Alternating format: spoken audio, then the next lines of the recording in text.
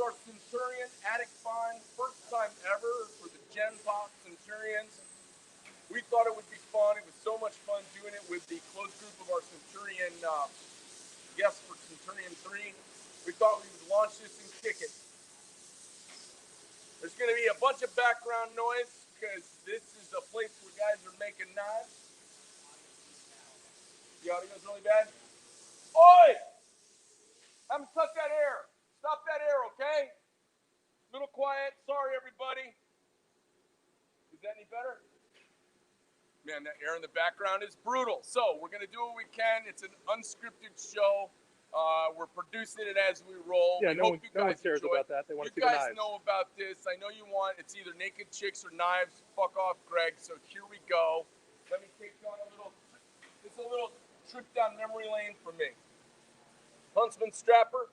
I made this for some elk hunting here in Arizona. Eris, super cool knife. Amy's favorite carry. Barung, our first all-tie. Kind of a.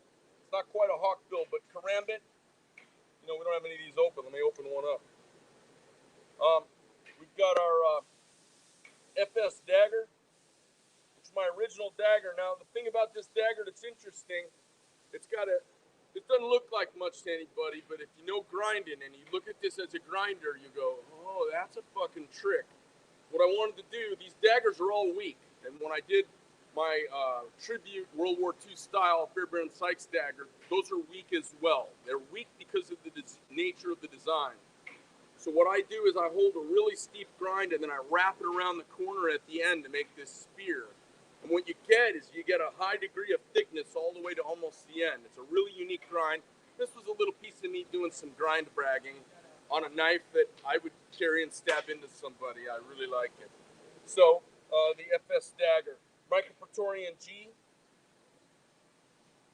black and tan, fixed Colonial, NP3 coating, AIO. I made this knife originally the Adapt, Improvise, and Overcome motto of the Marine Corps for a friend of mine named JP. Tension lanyard on top. It's got lashing notches for lashing this thing to a stick to kill boars. It's got a nice bellied edge for doing cleaning and skinning, but false edge on top so it spears pretty well. Tools in the handle, 3 different common SAE sizes, common screwdriver, crowbar, and nail puller. Stuff you can use out in the wild with. A fire starting notch works really well. Moving on to the Theseus fix. This is the fixed Theseus. It's a bolster fixed blade.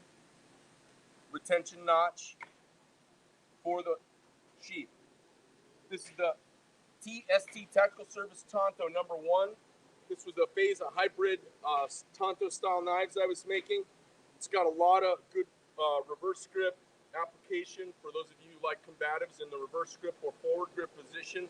Allows you to stab forward with full power without having to supine or pronate the wrist very much, which decreases your ability to retain it on heavy resistance. It's got a recurved Tanto blade. Lovely knife. Hard to sharpen, pain in the ass. People didn't quite understand it, only made some. This is the TS1.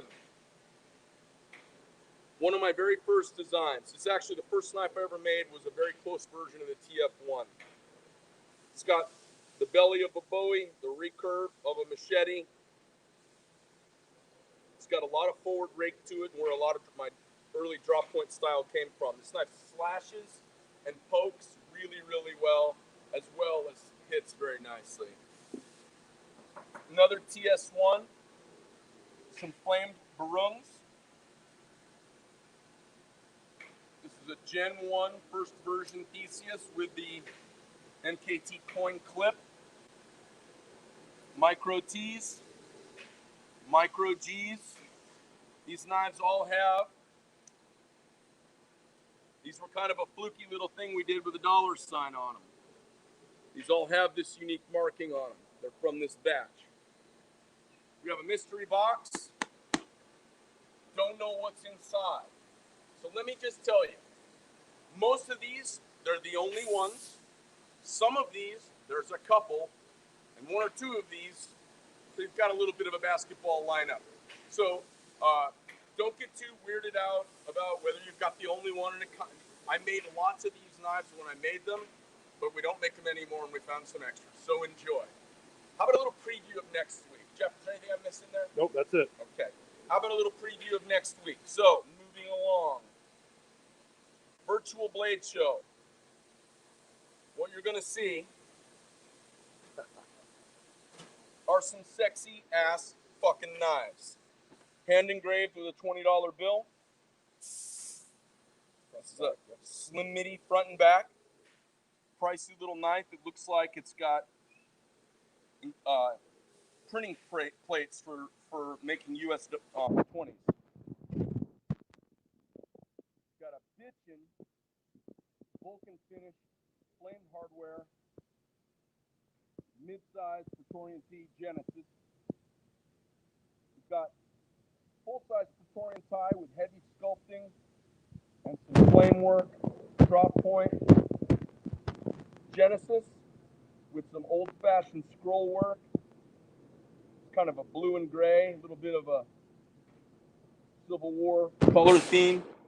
This is a one-sided drop point slim midi, one-sided engraving. Praetorian tie, pinstripe Praetorian tie with bronze anno, black and bronze with a dark brooding Vulcan finish. Vulcan Praetorian tie G, super rare knife, and one of the only flat bottom finger grooves we ever did. This one, it's a pretty grippy knife. So if you're an accountant or you have Nancy hands, don't get this knife. If you've got man hands and you like something a little grippy, perfect. This is the, it's got a lot of traction in the hands. So, guys, that's it. What else, Jeff, is there anything else I'm That's it. That's it. These are going to go live in the next minute or so. Billy's sitting at the weigh station, so as soon as we conclude here, give us about a minute, and then they'll go live for you guys to purchase. They're all set up to go. It's not going to be about a minute. It's going to be exactly at 3:15 Arizona time. So exactly 5 minutes from now, whether I talk for 3 more minutes or he cuts me off in 1 minute, it will go exactly live at 15 minutes past the hour. So listen, thanks you guys for jumping in. It's a interesting learning curve getting all of this kind of squared away for you guys. Having the bandwidth on our website to handle this many people at once. The website was crashing all day, and we got that all sorted out. Thanks, Billy and Jeff. A nutty day here.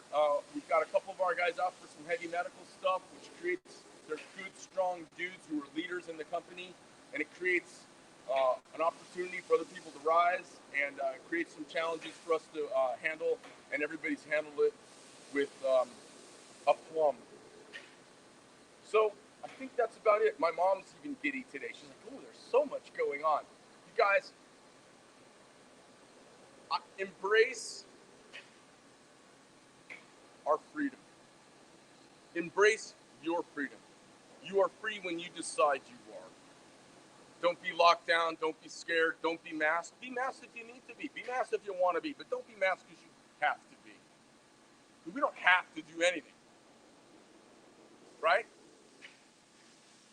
We were endowed with inalienable human rights from our Creator. Life, liberty, and the pursuit of happiness, and nothing else. There's no fucking guarantees on the ride.